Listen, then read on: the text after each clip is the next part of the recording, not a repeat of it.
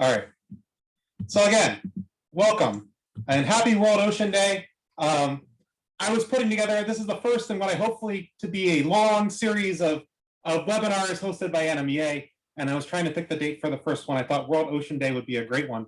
It is June 8th, every year, World Ocean Day. World Ocean Day reminds everyone of the major role oceans have in everyday life. They are the lungs of our planet and a major source of food and medicine and a critical part of the biosphere.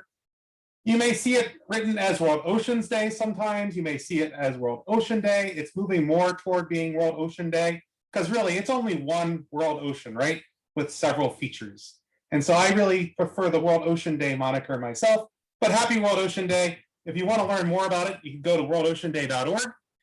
It was originally proposed in 1992 in Canada. And then the Ocean Project began the global promotion of World Ocean Day in 2002. And it's just grown since then.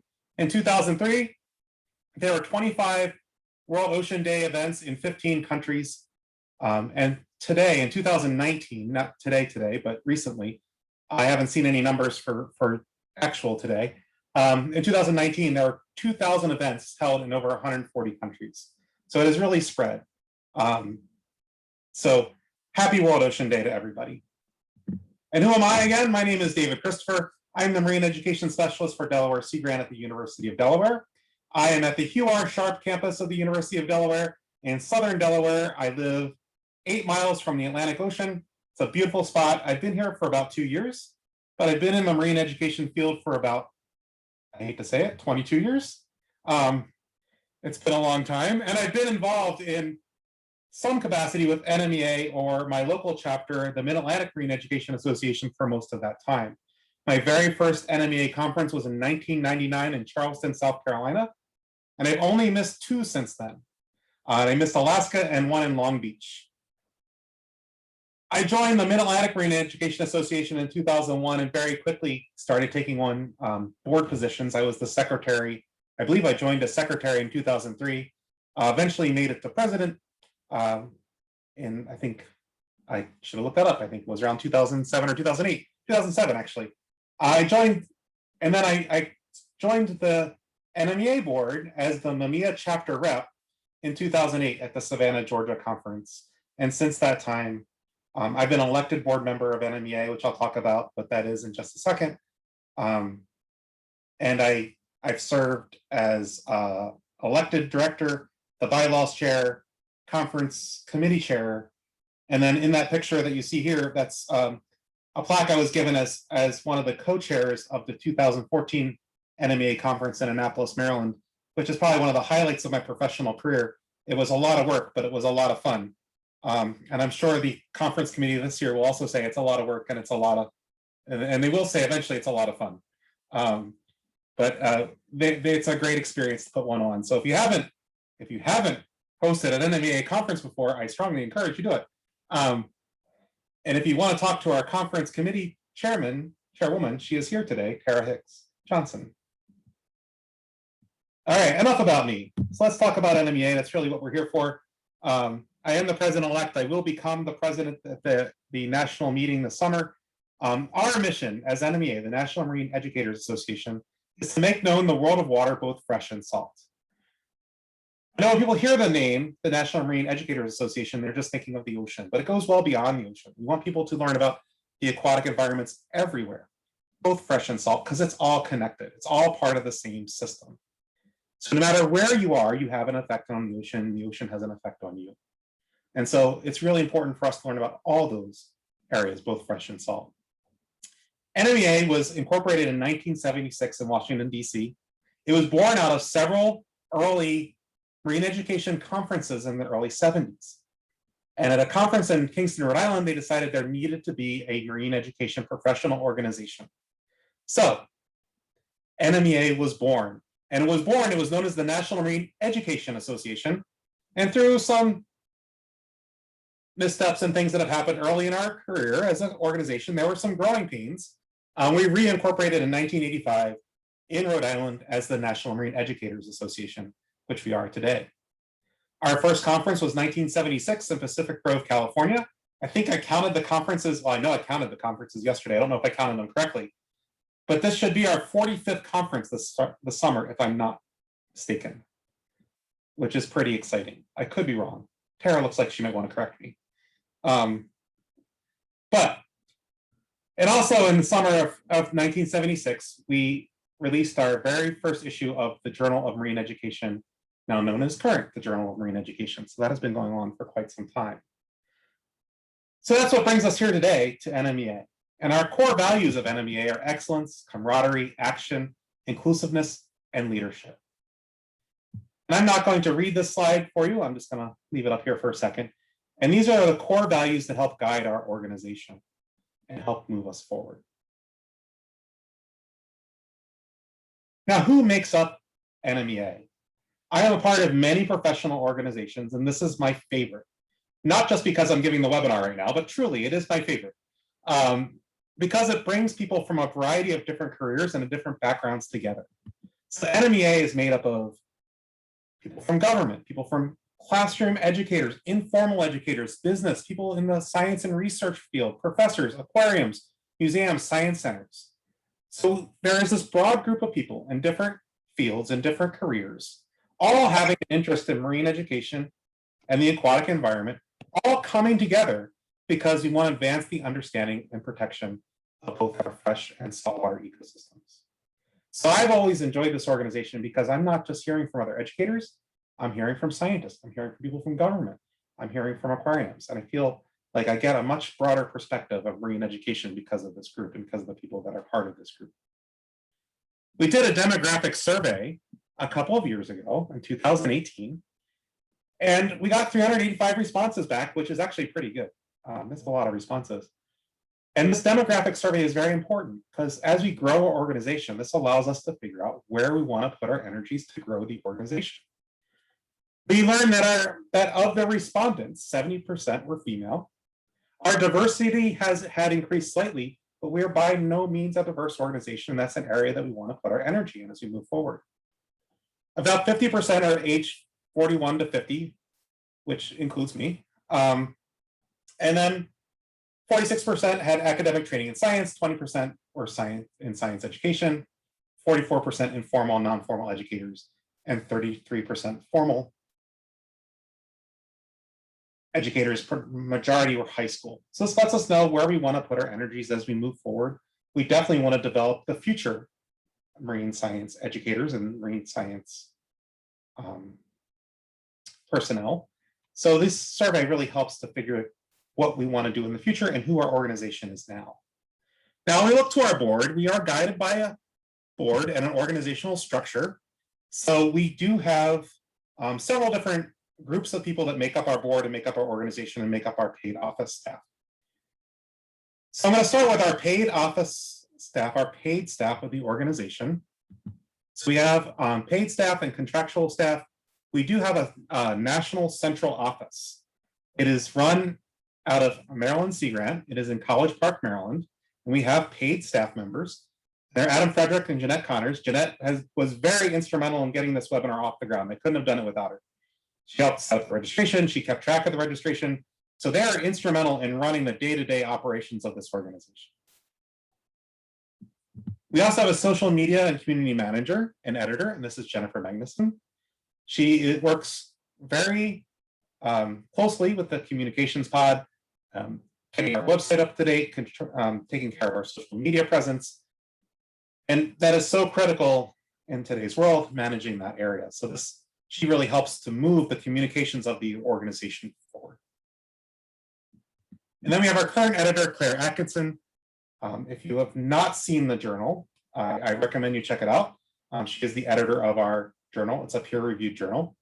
And I'll talk briefly about that a little later. So those are our paid and contractual staff. And then we'll get to our officers. So our officers consist of a past president, a president-elect, and a president. The treasurer, Jackie Takis, who manages all our finances, our investments, make sure we're spending appropriately. And then we have a secretary who maintains the records of the organization, and that's Sandy Riddick Bell. And then when I get up here to the top, this is the president's chain. Lauren Rader is our current president. I am the president-elect for a little over a month now until I'm president. And then our past president, who's on the call today, is Kate Achilles. for me, these two people have been instrumental in my growth as a member of the board. And so it's been really great to be a part of the president's chain to be able to learn what the president needs to do when I take over in the next few months. So I thank Kate, who's on the call today, and Lauren, who's not, for helping develop me to take on that role in the next few months. And here we are, the president's chain. Past President Kate Achilles, she works for NOAA Fisheries, and she is in California. Lauren Rader is a classroom teacher in New England, and I, of course, work at University of Delaware as part of Delaware Sea Grant. So those are the officers, and all of those are part of the executive committee, and also part of the executive committee are a select group of directors. And so we do have elected directors. We have 9 elected directors. They serve 3-year terms, and so every year 3 of them roll off the board and are up, and then we elect 3 more. Now you can run a second time. You can have 2 consecutive terms, so you can be voted back on, and then after a while you'll be voted after 2 terms. You'd have to take a break for the board before coming back on. All right, but there are 3-year terms, and we have 9, so 3 roll off and 3 are elected on. So this is our current board of directors. And the ballot for the board of directors should be out soon. So we'll see who our nominees are for next year. So beyond the elected board of directors, we also have voting chapter reps. So voting chapter representatives. NMEA is made up of 16 chapters from around the United States. And we have people from around the United States on the call today, which is amazing. So almost anywhere in the country, you are part of a chapter. Each chapter selects through their own process a chapter representative who is a voting member of the NMEA board. So each chapter has a voting representative on the NMEA board. If you're not involved with your local chapter, I strongly encourage you to get involved in your local chapter or become a member. And if you need any help connecting with your chapter representative, please let me know. You have my email from the emails I sent out about this webinar, but I also will be happy to, I'll be sending out an email afterward with some links, and so I'll be happy to talk to you about getting involved in your local chapter, putting you in contact with someone who can help. I'm going to stop really quickly and see if anybody has any questions about the structure and the board. Oh, okay. Now, the way the organization then is organized is that we have a lot of pods and committees. This is where a lot of the work of NMEA happens. A lot of the work is being done by our pods and our committees. And this is a hard to see graphic, but it's the best one I could find to kind of explain what a pod and a committee is. So several years ago, we went through a strategic planning process and we organized our committees under a pod. So each pod has sort of a core mission or core objective. And there are committees under it that kind of meet that objective, okay? So for instance, the operations pod is generally part of the committees that really move the operations of the organization, including like bylaws, the chapters, history. Our newest committee, which is an ad hoc committee, is our diversity, equity, inclusion committee, and that's actually being voted on right now to see if it'll move forward to a standing committee, and I'm just waiting for the announcement on that. So finance, some committees are open to everyone in the organization to join or participate in. Some are not. So like the finance committee, that is operational. It's not a public committee. People do not join the finance committee as a general rule. The executive committee is defined by our bylaws about who can serve on it, who cannot serve on it. And so that is made up of the directors plus some of the elected board. We have a communications pod, which includes the Journal of Marine Education, our outreach committee, which is vacant. The chair is vacant. So if you're interested in outreach, I strongly recommend to reach out if you're interested in being a committee member, or if you want to be a chair of committee. We have social media and technology. Our stakeholders pods, which is our international community, our membership committee, which we're going to hear from in just a moment. Our NSTA liaison, we have a relationship with the National Science Teachers Association, and we are often present at their conferences. And so we have a liaison between NSTA and ourselves and our student engagement committee. We have our issues and trends pod. So this is conservation, Education, Research, and Evaluation. They're the ones that conducted that demographic survey of the organization. Our Ocean Literacy Committee and our Traditional Knowledge Committee. And last is our Events Committee. This is organized mainly around the conference or associated with the conference. So we have our Awards Committee, and NMEA gives out a series of awards every year. I strongly recommend that people nominate people for the awards. Our Conference Committee, and then our Scholarship Committee, because we do provide scholarships for our conferences. Now, as I was coming up with this idea of the NMEA webinars, I wanted to highlight a committee each time that we host a webinar, because the committees is really where NMEA is doing its work. The committees are where a lot is happening. And so today I wanted to highlight some of the things the membership committee has been doing. And we've invited the chair of our membership committee, Lynn Whitley, to speak. Lynn? Unmuting is the first thing. So thank you, David. That was really very informative and right on task. And I'm happy to be here as a representative of the membership committee. I also want to mention that we do have Mandy Young is here, who's on our committee as well. And the key word is kind of what you just said. This is how we get things done in NMEA, is through the committees. We can do more when we're working together. And the membership committee, of course, I'm prejudiced, but it's highly important because that's what NMEA is. It's its members. It's the people that we have that make up this amazing organization. So they're really the heart of the organization. And the things through membership are making lifelong friends, lifelong colleagues, being able to network together, have creativity opportunities. And there's other specific things like you can put things in publications in Current, and you remember to do that. We also have a few informal sites, organizations that allow you to have a discount on your membership or your discount on the ticket coming in, or possibly free.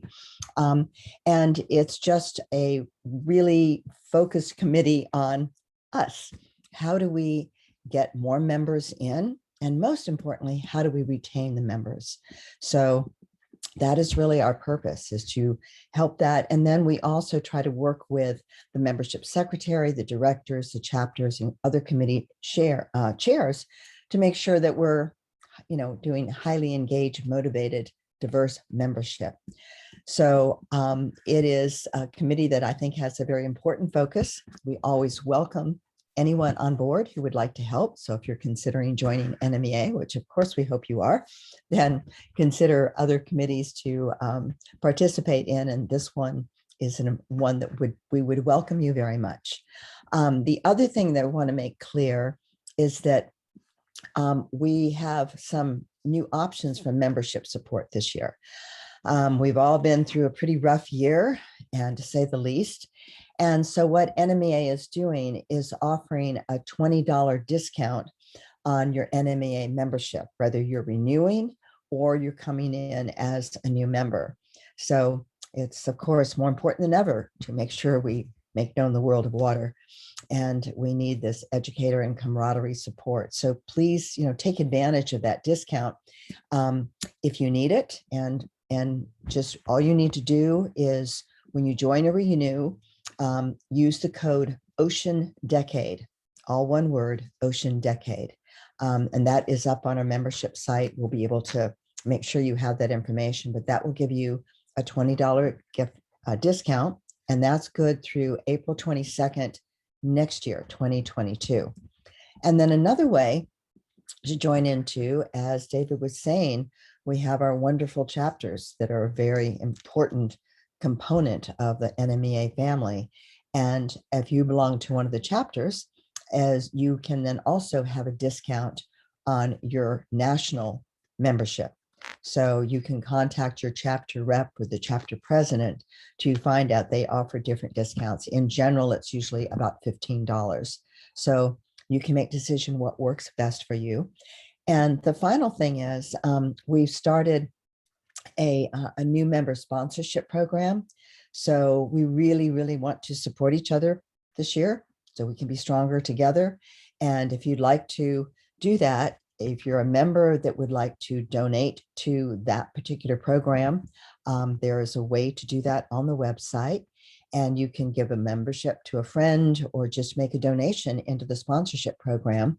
Because if you're somebody who would really like to join NMEA, but need financial support to join or even to renew, you can request that also on the website, which is marine-ed.org,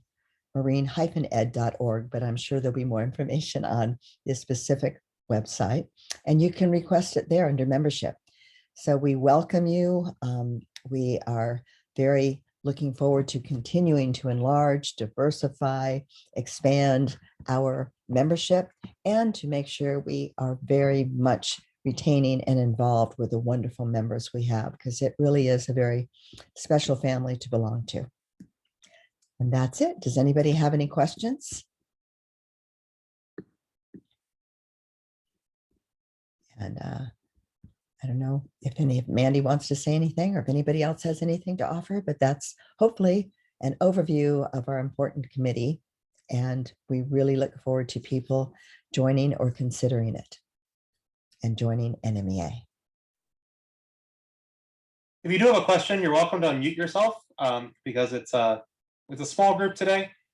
These webinars are part of that retention and kind of provide more for your membership. So this is the first one. And if you do have interested topics, feel free to email me. We're always looking for topics that we can present on because we want to give more back to our members. And as Lynn said, we are a membership organization. So you are the backbone of our organization.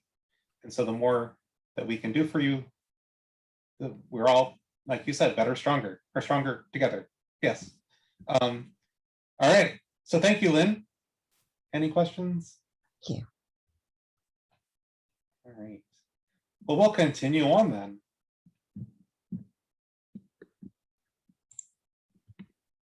So we are guided by a strategic plan. This was done several years ago. And we identified 5 key focus areas. So focus areas are to advance ocean literacy, purposely cultivate international relationships, engage youth leaders, actively involve diverse and underrepresented communities, and drive organizational excellence and sustainability. So those are our key focus areas. And that trickled down to some initiatives. These are currently some of our initiatives, and there are new initiatives coming every day. One of the ones that we've been involved in for many years is ocean literacy.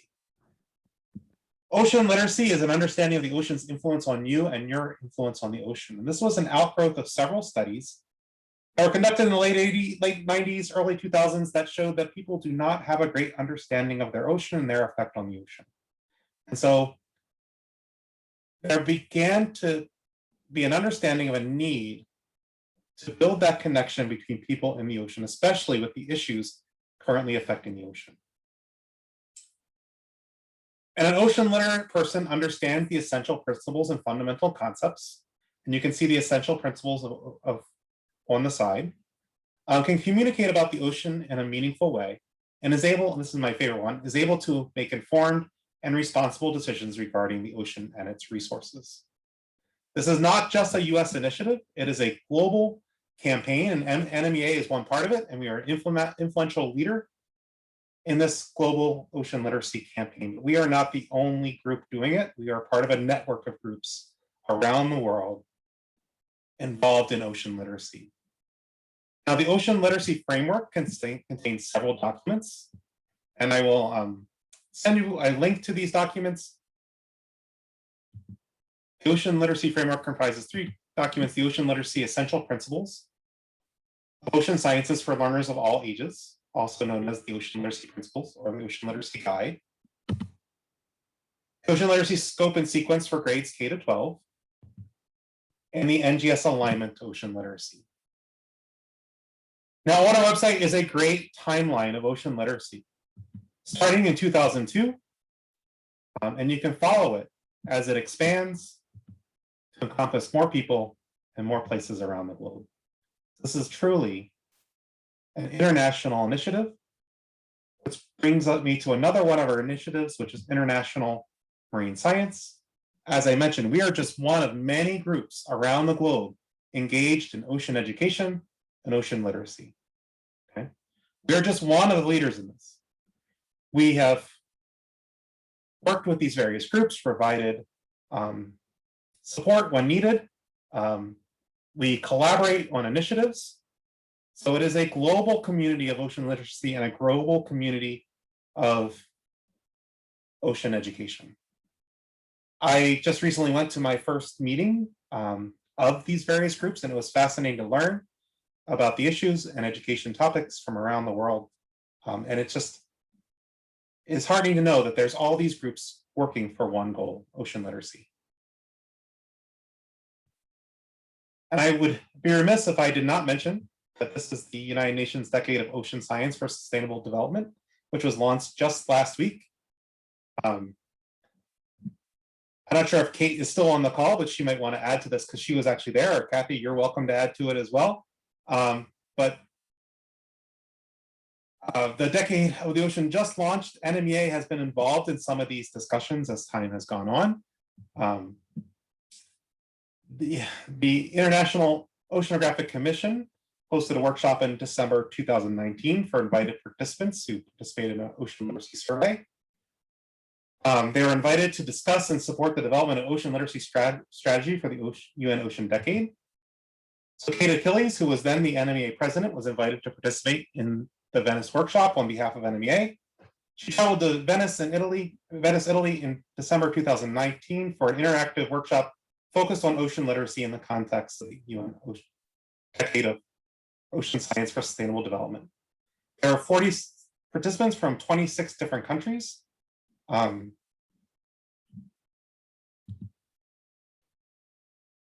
then the President's Chain applied for NMEA to attend the preparatory meeting for the 2020 United Nations Ocean Conference to help support the implementation of Sustainable Development Goal 14, Life Below Water. And NMEA was selected to attend the prep meeting for the 2020 UN Ocean Conference that was held at the UN in New York City in February 2020. Kate was joined by Lauren Grader, the NMEA president, Diana Payne, chair of the Ocean Literacy Committee, and Kathy Fuller, co-chair of the Student Engagement Committee. While there, Kate Achilles, NMEA president, was able to give an intervention, essentially a presentation on behalf of NMEA. In her statement, she was able to highlight NMEA and what we do. She also provided feedback on prior comments about the need to channel the energy of youth movements and create pathways for youth leadership, as well as the inclusion of traditional knowledge and underrepresented communities. She encouraged them to have a more prominent focus on ocean literacy throughout all the interactive dialogues at the UN Ocean Conference. And there will be a second UN Ocean Conference in 2022. I don't know, Kate, if you're on here, if you had anything to add, or Kathy, if you want to add, since you're both there.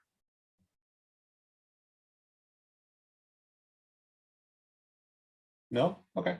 I mean, this was the prep meeting, so it was really exciting to kind of just hear the process.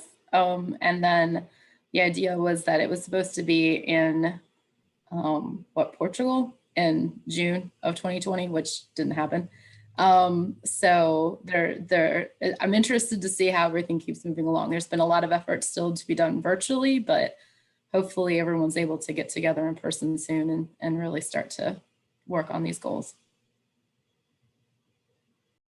Yeah, I recently went to a couple of the online meetings or reviewed the online meetings, and it was fascinating to see and hear about the SG14 and how the progression on it is going. And I'm excited to hear more. And I recommend everyone check out the Ocean Decade website and learn more about the Ocean Decade, and you'll be hearing more about it as the decade continues. Another area that we are focusing on is we really want to engage youth leaders. We want to help develop the next generation of ocean stewards, the next generation of ocean educators, the next generation of ocean scientists. So several years ago, NMEA began hosting a student conference. Again, Kathy, if you want to fill anything, you're welcome to. Kathy is the co-chair of our Student Engagement Committee, and they also communicate throughout the year in a variety of means to our youth leaders and our youth audience. As part of this, we did create a student membership to NMEA, so if you have students that would like to join, I strongly recommend it.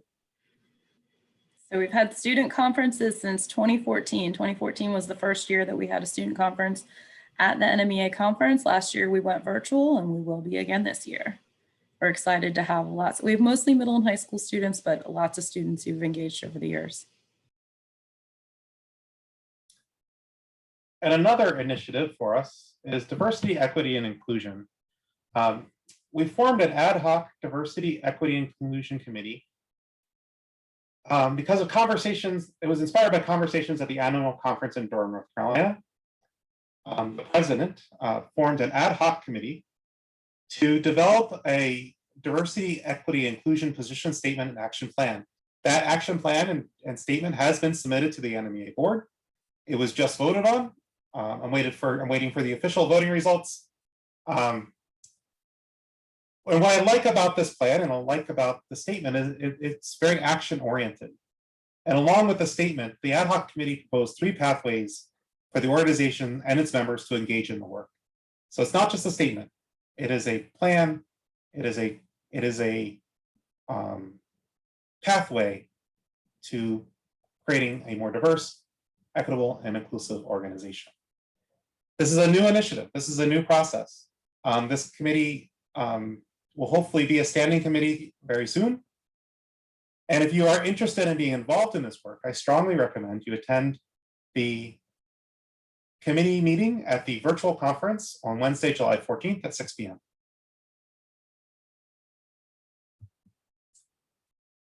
And throughout all this, we do communicate with our members. We have a newsletter. We have our Journal of Marine Education, which it's a great place to publish if you would like to publish any marine topics. And they're also always looking for reviewers. So if you're interested in reviewing, it's a great place to go, and we can put you in contact with them. And there we have our social media presence, we have our website. So communication is a lot of what we do. And then another big part of our organization is the annual conference, which traditionally has been in person.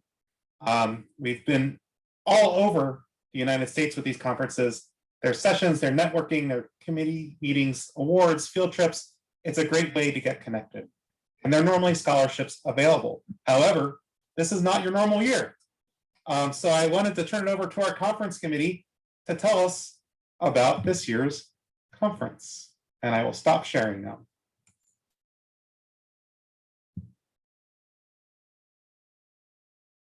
Conference committee, take it away. So we don't have scholarships this year. However, there is assistance, and hopefully it's quite affordable for everyone to be able to attend. So let me pull up my screen and then we shall tell you all about it. All right. Not just is that amazing logo. There's more.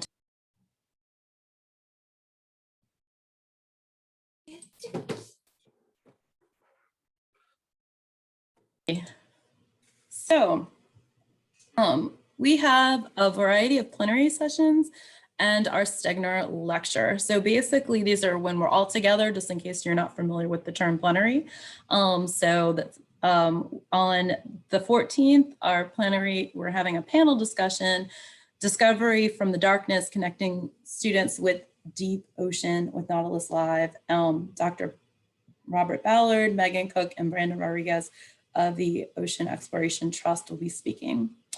On July 15th, we also will have a panel discussion, Connected for Conservation, Youth-Led Action to Protect Our Ocean Planet, with speakers Philippe Cousteau and members of the Earth Echo Global Youth Leadership Council, which includes Olivia Blondheim, Laura Park, and Ibrahim Rodriguez.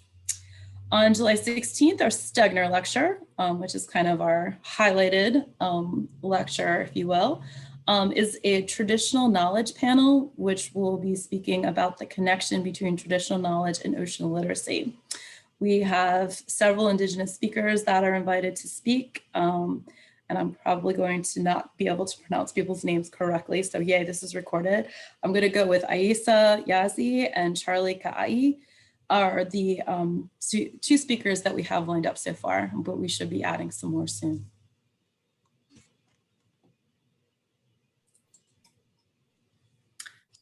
All right, and we also after the plenary sessions, we'll be offering a variety, I think like 10 rooms worth of 10 Zoom rooms worth of concurrent sessions. So we have quite a lot of, we have a lot of sessions for people to choose from. And the best thing is that we have them all indicated by tracks. So there are tracks that are geared towards high school formal, or teachers that are teaching formal high school, middle school, elementary school, informal educators. There's tracks that detail communicating connecting art and ocean sciences, diversity, equity, and inclusion, education research topics. Like there are a ton of different kind of topics and themes that you can search for specific to see what all the sessions are in that specific track. So you'll be able to, on the conference website, kind of build your own agenda, and you can use these different tracks to be able to select the ones that would be most appropriate for you. And also on the concurrent session pages, you can find out more about what each of the sessions are and learn a little bit about the speakers also, because they'll all be able to update their own profiles.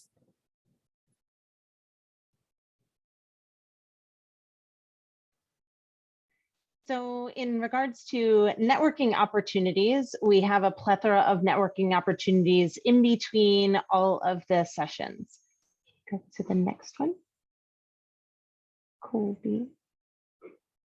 So these are just a few of them here to show you throughout the week. So on Tuesday, we have a new member social. So that actually is taking place prior to the start of the conference.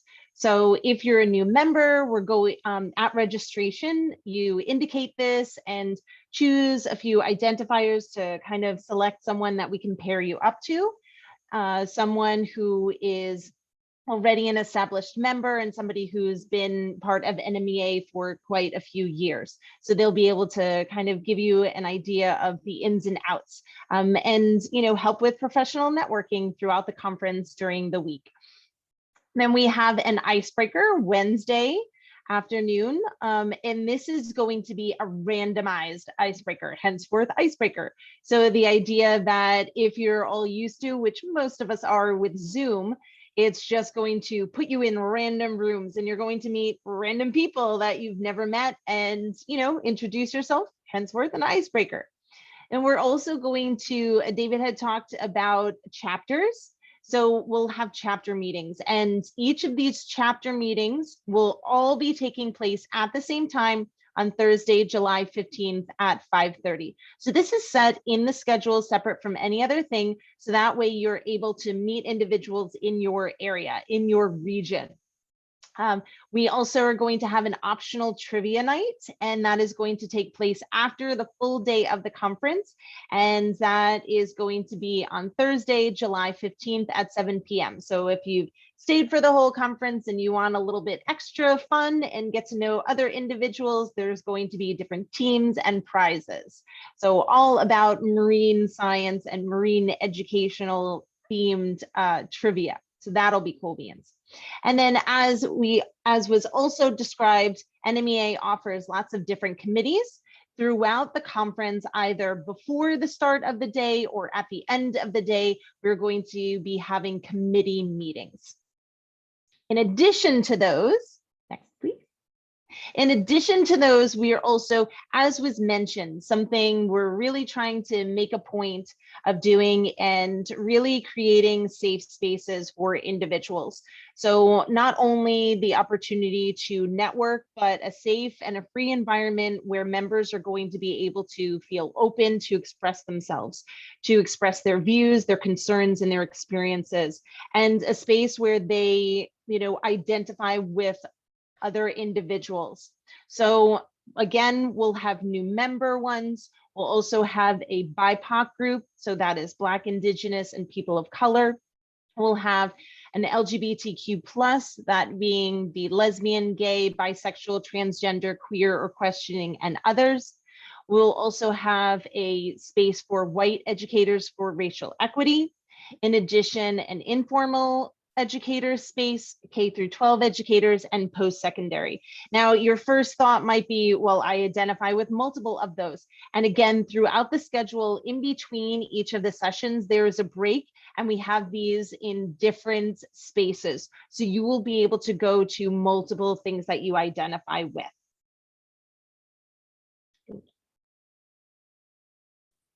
One of the evening events that we will be having is an online auction. And if you have been to one of our NMEA conferences before, this can get intense and serious. It is serious fun for people that like marine swag.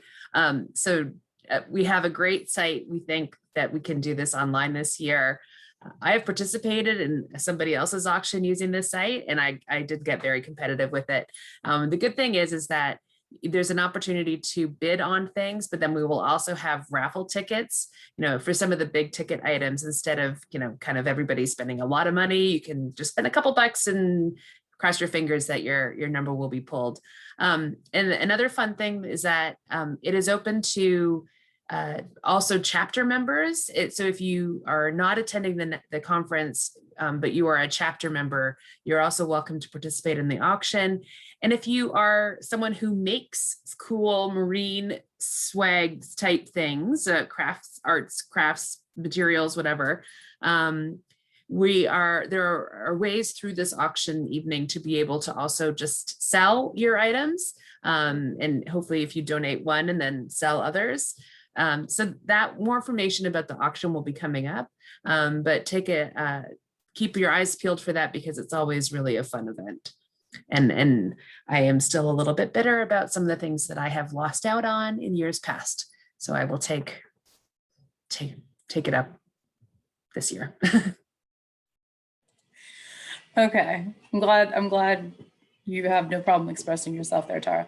All right, so on July 15th, we are doing our virtual student conference. So our student members will be able to attend the plenary panel with everyone else, and then they will separate from the main conference into a student-only conference, where we'll have a career panel with multiple professionals in the field, as well as we will have students presenting their own projects and an opportunity for networking. And I put all of those details right there, but you get the idea. Lots of people talking about some cool stuff with our student members.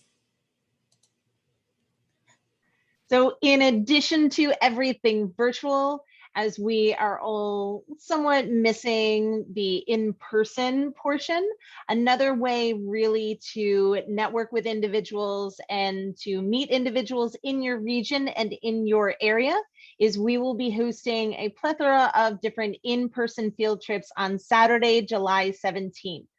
On the website, as we are getting information, because different locations are having different regulations and so forth, and openings are state by state. So on the website, we are hosting as we are getting things. For example, we'll have like hunting for shark's teeth on Jekyll Island in Georgia, and there's going to be a kayaking at Fort DeSoto in St. Petersburg, Florida, a paddle and noosh in Milton, Delaware, and I could continue. So these again are going to be all in different regions. So check out the website, which brings us to registration. So for more information, go to the website, and this is what our registration page is. You can see it here. It's a little color coordinated.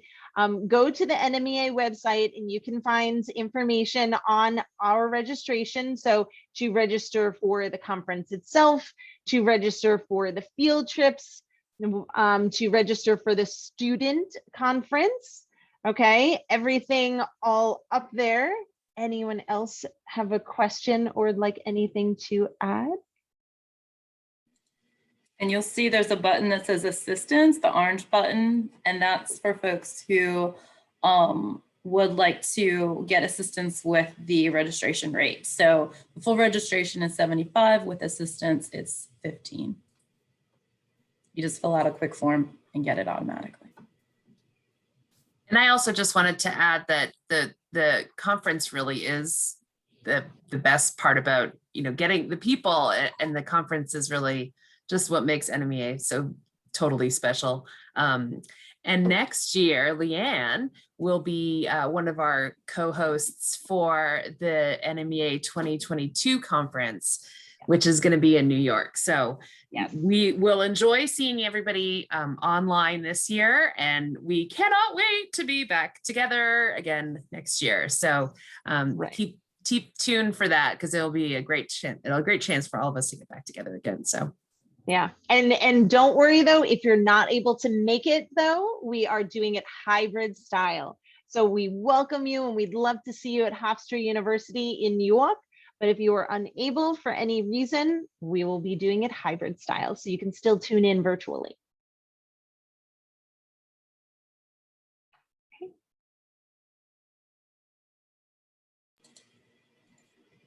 Thank you for the presentation, and I think I speak for all the presidents, Jane, when I thank you for taking on this task. We had to change from a in-person to a virtual conference very quickly, and we had 3 amazing people step up to run it. And they have exceeded all my expectations in getting it done, because it's going to be, I think what they have done is try to encapsulate what happens in an in-person conference in a virtual setting. And I'm excited to see it happen this summer. And I really appreciate the fact that you all stepped up to do it. And I think that's our last presentation. Let's share one more slide. And I want to thank everyone for coming. If I can find my slide. Thanks for coming tonight. I'm going to take any questions. So if you have any questions, you can either put them in the chat or unmute yourself. And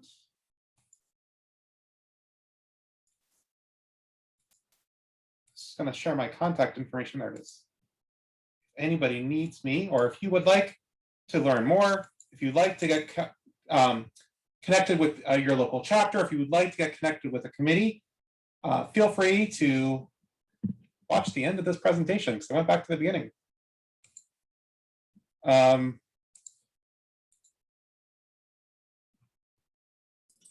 You think by now I would have figured out Zoom, right? You could just drop your email in the chat. I know. Sue, I see your question in there. So it's going to be at Hofstra University, Yes. which, yes. There we go. And it's going to be at the end of June also. It won't be in July. It'll be the end of June. So